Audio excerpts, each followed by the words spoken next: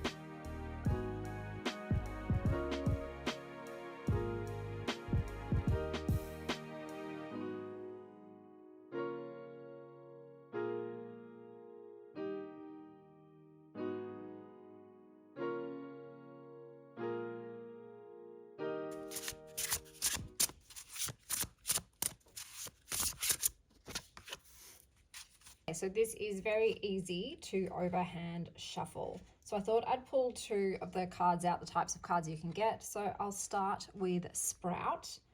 We have Rebirth, Cycle, Continuity. The Sprout card invites us to think about death in a wider context, putting aside for a moment the negative connotations that we inevitably attach to it, especially when thinking about it with a heavy heart of someone who went through loss and grief. The card offers a more accepting view of death, as that which feeds a cycle of life and allows it to continue as regenerative transformation, as a force that breaks apart to build again. Even our mundane everyday endings can be seen as opportunities for new things to sprout and take root, and effective ways to avoid stagnation and keep things in motion. And then for the Witch card, we have the Unbound. Freedom, ambivalence, mirth, candor. She dreams of green depths of the river and of the cosmic anaconda, swimming smoothly in its current. As she dives in to join her, she realizes her body is that of an otter. This playful animal lives between land and water, just as a shaman lives between the human world and that of the spirits. The process of marking a clear outline can offer clarity, but it can also be constrictive. And so the Unbound represents our ability to think beyond limits. Rejecting definitions can be freeing once we overcome the feeling of disorientation.